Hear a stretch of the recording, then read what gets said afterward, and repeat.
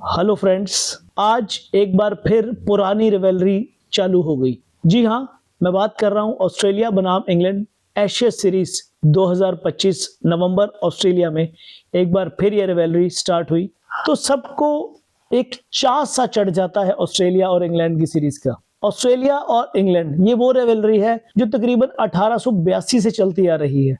शायद तुम और हम उस समय थे भी नहीं, शायद आपको उसका इतिहास भी नहीं पता होगा। क्रिकेट तो सब देखते हैं। आज हमने एक कोशिश की कि इसके इतिहास को खरोड़ा जाए। कोशिश करेंगे आपको पूरे इतिहास की कि क्यों ये एशेज स्टार्ट हुई, क्यों ये रिवेलरी इतनी हाईली मानी जाती है।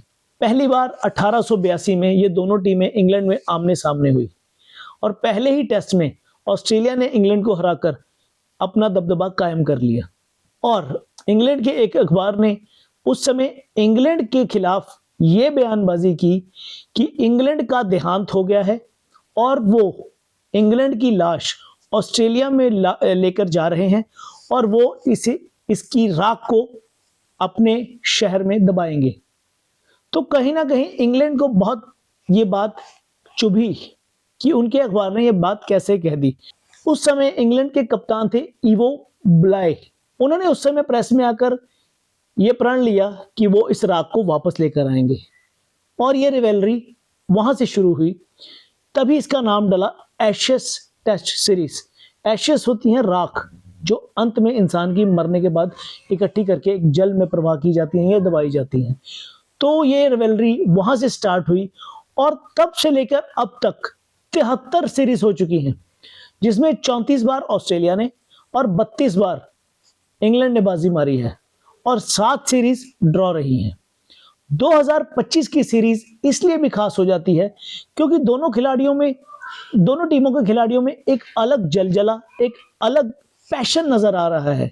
इंग्लैंड बेसबॉल क्रिकेट खेल रही है और ऑस्ट्रेलिया एक नए दौर से गुजर रही है जहां पर पैट कमिंस, जॉश हेजलवुड जैसे गेंदबाज नहीं है। बल्लेबाजी में डेविड वार्नर संन्यास ले चुके हैं। सारा दारोमदार एक बार फिर से स्टीव स्मिथ और लाबुशेन पर आता है। तो कहीं ना कहीं इस रिवेलरी को जिंदा रखने के लिए ये सीरीज काफी अहम होगी। पहले ये 5 साल बाद होती थी सीरीज, लेकिन जैसे जैसे सीरीज का दौर, क्रिकेट का दौर आगे जाता रहा तो ये 2 साल में 2 बार होने लगी। एक बार इंग्लैंड में और एक बार ऑस्ट्रेलिया में। ये सीरीज एक राइवलरी की तरह मानी जाती है, लेकिन बात वही है ना, ज्यादा पैशन, ज्यादा कोई भी चीज खराब करती है, डूबती है।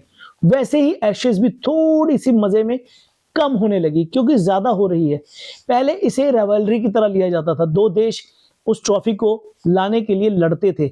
अब सिर्फ गेम को बढ़ावा दिया जा रहा है। आज जब पहले दिन का खेल खत्म हुआ तो सिर्फ 172 रन इंग्लैंड बना सका और 123 पर 9 ऑस्ट्रेलिया हो गया। तो ये रिजल्ट्स 2 या 3 दिन में आपके सामने आ जाएंगे, लेकिन इस रिवेलरी को देखने के लिए बहुत ही रोमांचकता है क्रिकेट दर्शकों में। आप भी देखिए, हम भी देखेंगे।